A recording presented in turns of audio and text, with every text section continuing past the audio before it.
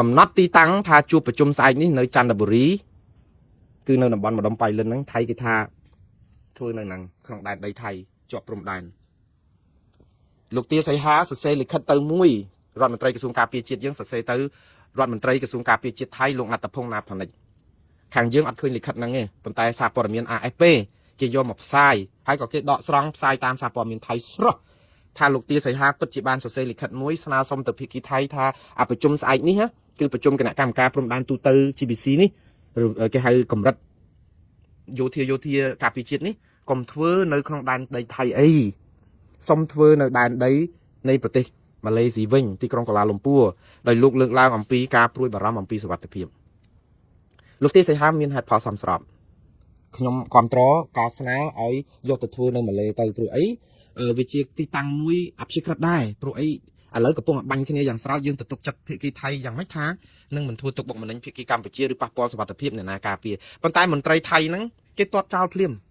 លោកណាត់តភុងណាផនិចក៏ទាត់ចោលលោករដ្ឋមន្ត្រីការបរទេសថៃសៀស័កភុងគេថៃក៏ទាត់ចោលសម្លានេះដែរហើយមិនត្រឹមតែទាត់ចោលទេគឺបង្ខំថាត្រូវតែធ្វើនៅក្នុងដែនអធិបតេយ្យរបស់ថៃនៅថ្ងៃស្អែកនេះហើយបើកម្ពុជាមិនចូលរួម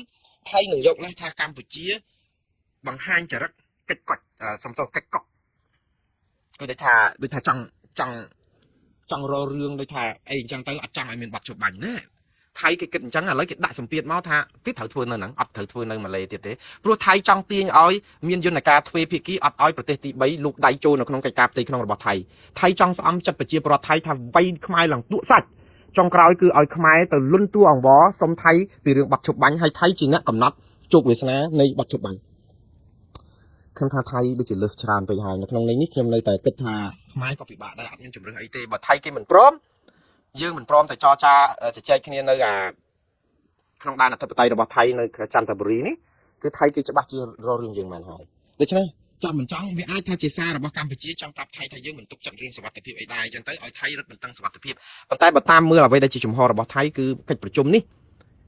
បើខ្មែរនៅតែចេះសំទោសនៅតែទទូចចង់បានឲ្យគេលើកទៅទីក្រុងកូឡាលំពួរប្រហែលជាថៃនឹងកាច់ខ្មែរមិនឲ្យធ្វើកើតទេគឺនឹងនៅតែធ្វើនៅទីនោះខ្មែរទៅមិនទៅគឺអត់មានបាត់ជប់បាញ់ហើយនៅតែបាញ់គ្នាតទៅទៀត